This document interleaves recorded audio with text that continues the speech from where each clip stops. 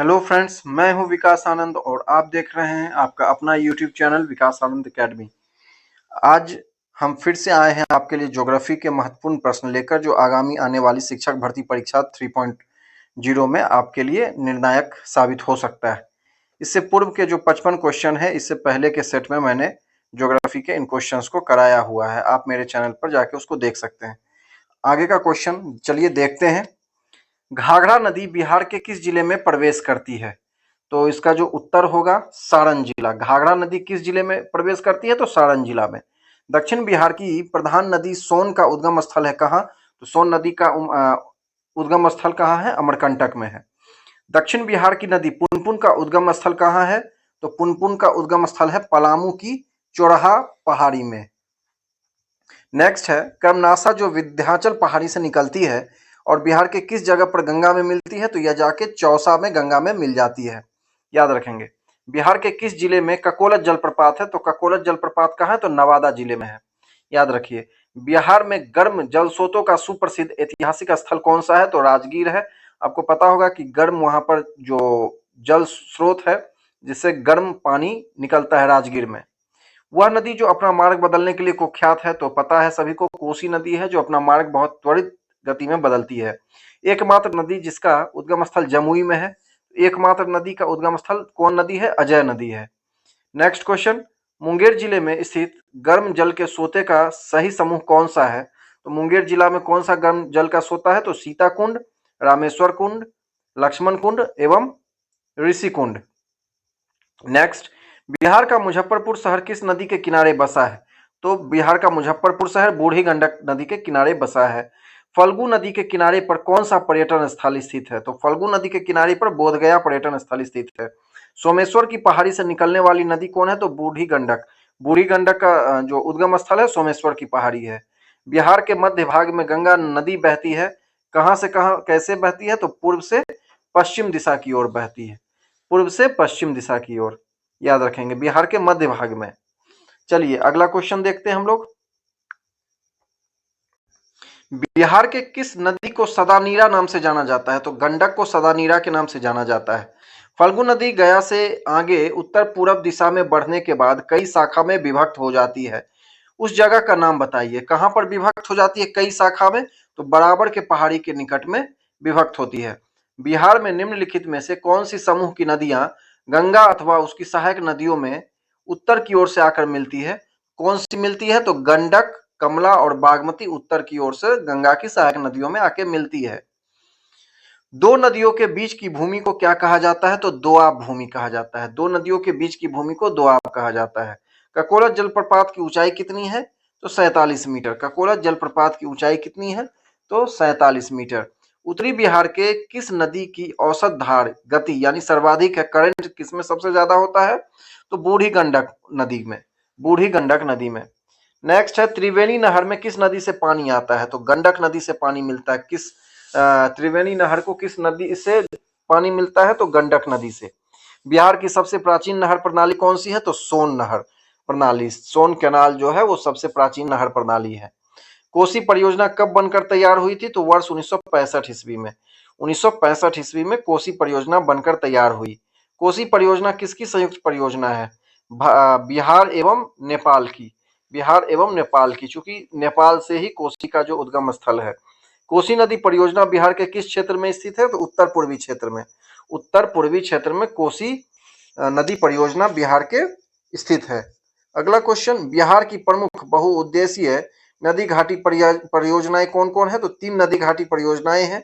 सोन नदी घाटी परियोजना, गंडक नदी घाटी परियोजना एवं कोसी नदी घाटी परियोजना। तो इसका उत्तर क्या हो जाएगा? उपरोक्त सभी। चलिए नेक्स्ट देखते हैं। स्वतंत्रता पूर्व बिहार में कौन सी नहर प्रणाली थी? तो सोन नहर प्रणाली जो है स्वतंत्रता से पूर्व में बिहार में स्थित थी। बिहार का प्रमुख खाद्यान्न फसल क्या है? तो चावल है। निम्नलिखित में से कौन सी खरीफ फसल है? तो इसका उत्तर हो जाएगा धान एक खरीफ फसल है। उसके बाद है, बिहार में मड़ुआ का सर्वाधिक उत्पादन किस जिले में होता है? तो बिहार में मड़ुआ का सर्वाधिक उत्पादन दरभंगा में होता है। बिहार में गन्ना का सर्वाधिक उत्पादन होता है किस क्षेत्र में? तो उत्तरी पश्चिमी क्षेत्र में। उत्तरी पश्चिमी क्षेत्र में जो है गन्ना का सर्वाधिक उत्पादन होता है। बिहार में जूट प्रमुखता से उगाया जाता है। कहाँ उगाया जाता है? उत्तरी पूर्वी मैदान। उत्तरी पूर्वी मैदान का अर्थ है कि किशनगंज, कटिहार आदि के क्षेत्र में जो है जूट उत्पादन होता है। बिहार में उत्पादन की दृष्टि से चावल के बाद दूसरी फसल कौन सी है? तो गेहूं है। गेहूं फसल दूसरी फसल है। बिहार में कहाँ जूट का सर्वाधिक उत्पादन होता है? तो जूट का सर्वाधिक उत्पादन होता है पूर्णिया एवं कटिहार जिले में। याद रखेंगे। बिहार के किस जिले में फलों का सर्वाधिक उत्पादन होता है? तो मुजफ्फरपुर जिले में फलों का सर्वाधिक उत्पादन होता है। बिहार का सबसे प्राचीन उद्योग कौन सा है? तो चीनी उद्योग। चीनी उद्योग जो है बिहार का सबसे प्राचीन उद्योग है। बिहार में महत्वपूर्ण कृषि आधारित उद्योग है कौन सा? महत्वपूर्ण कृषि आधारित उद्योग है जूट उद्योग, चीनी उद्योग एवं चाय उद्योग, यानी कि इनमें से सभी, उपरोक्त सभी जो है कृषि आधारित उद्योग है। भारत में एकमात्र पाइराइट उत्पादक राज्य कौन है? तो बिहार है, बिहार। नेक्स्ट क्वेश्चन, बिहार में सोना के सुरक्षित भंडार कहां से मिले हैं? जमुई में और पश्चिमी चंपारण। इसलिए इसका उत्तर क्या होगा? ए और बी दोनों। शिवालिक श्रेणी के निचले भाग को क्या कहा जाता है? तो शिवालिक श्रेणी के निचले भाग को कहा जाता है तराई। नेक्स्ट क्वेश्चन चलिए देखते हैं। बिहार की जलवायु कैसी है? तो भूमध्य सागरीय जलवायु है। निम्नांकित में कौन बिहार की जलवायु को प्रभावित करने वाला कारक नहीं है? मानसून, हिमालय, कर्क रेखा एवं गंगा नदी। तो गंगा नदी जो है वो बिहार की जलवायु को प्रभावित नहीं करती है, जबकि मानसून, हिमालय पर्वत एवं कर्क रेखा ये जो है बिहार की जलवायु को प्रभावित करती है। नेक्स्ट क्वेश्चन है, सोमेश्वर पहाड़ियां स्थित है तो कहाँ है? चंपारण जिले में सोमेश्वर की पहाड़ियां स्थित है। दियारा का अर्थ क्या होता है? तो दियारा का खास करके अर्थ होता है बाढ़ग्रस्त क्षेत्र। जहां हल्की सी भी वर्षा होती है तो वह क्षेत्र जो है बाढ़ से ग्रसित हो जाता है। कोसी परियोजना शुरू हुआ किस वर्ष? तो वर्ष 1954 में कोसी परियोजना की शुरुआत हुई। नेक्स्ट क्वेश्चन है, बिहार में दूरदर्शन केंद्र कब स्थापित हुआ? तो यह वर्ष 1978 में मुजफ्फरपुर में स्थापित हुआ था। नेक्स्ट क्वेश्चन है, वाल्मीकि नगर किसका अभ्यारण्य है? तो वाल्मीकि नगर जो बिहार में है वो बाघों के लिए प्रसिद्ध है। किस नदी का उद्गम और संगम बिहार में है? तो उद्गम और संगम जो है बूढ़ी गंडक का बिहार में ही है। नेक्स्ट है, बहुचर्चित बिहार भूकंप 1934 के किस माह में आया था? बहुत इंपॉर्टेंट क्वेश्चन।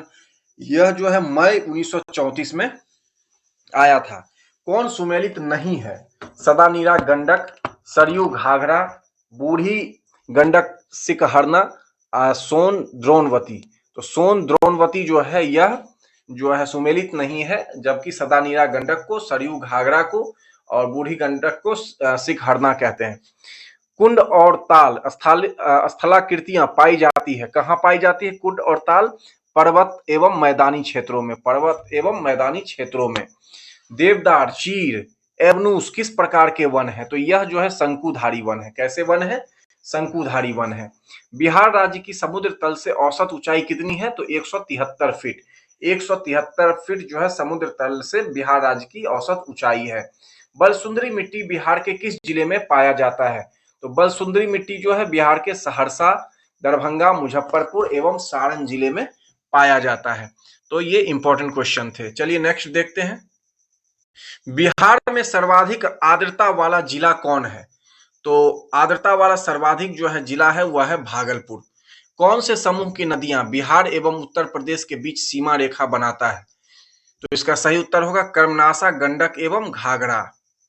नेक्स्ट है, बिहार के किस जिले को बर्मी कंपोस्ट जिला के नाम से जाना जाता है? तो बेगूसराय जिला को बर्मी कंपोस्ट जिला के रूप में जाना जाता है। विक्रमशिला गंगा डॉल्फिन अभ्यारण्य कब स्थापित किया गया? तो विक्रमशिला गंगा डॉल्फिन अभ्यारण्य जो है वर्ष 1990 में स्थापित किया गया था। भागलपुर शहर किस नदी के किनारे बसा है? तो भागलपुर शहर जो है वह गंगा नदी के किनारे पर बसा हुआ है। नेक्स्ट क्वेश्चन है कि बिहार भारत का मध्य आकार वाला राज्य है जो क्षेत्रफल में 13वां सबसे बड़ा तथा जनसंख्या में तीसरा सबसे बड़ा है। याद रखना, क्षेत्रफल में 13वां, जनसंख्या में तीसरा सबसे बड़ा राज्य है बिहार। उसके बाद है, पटना हवाई अड्डे का नाम क्या है? तो पटना हवाई अड्डे का नाम है लोकनायक जयप्रकाश नारायण हवाई अड्डा। नेक्स्ट क्वेश्चन है, बिहार के साथ गंडक परियोजना में किस राज्य की साझेदारी है? तो गंडक परियोजना में बिहार और उत्तर प्रदेश की साझेदारी है। किस नदी को बिहार का शोक कहते हैं? तो कोसी नदी को कहते हैं। बिहार में जूट का सर्वाधिक उत्पादन करने वाला जिला कौन सा है? तो जूट का उत्पादन कौन करता है? पूर्णिया जिला।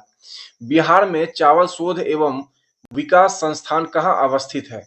तो यह जो है आरा में स्थित है। तो बिहार में चावल शोध एवं विकास संस्थान कहाँ अवस्थित है? तो आरा में स्थित है। बिहार राज्य की सीमाएं कितने राज्यों से घिरी हुई है? तो बिहार राज्य की सीमाएं 3 राज्यों की सीमा से घिरी हुई है। एक तरफ पश्चिम बंगाल है, दूसरा तरफ जो है झारखंड है और तीसरा दिशा में उत्तर प्रदेश है। आशा है आपको हमारा यह प्रयास निश्चित तौर पर अच्छा लगा होगा। आप हमारे चैनल को लाइक करें, सब्सक्राइब करें और अपने दोस्तों में भी इसे शेयर करें। आप सभी का हमारे चैनल पर बने रहने के लिए बहुत बहुत धन्यवाद।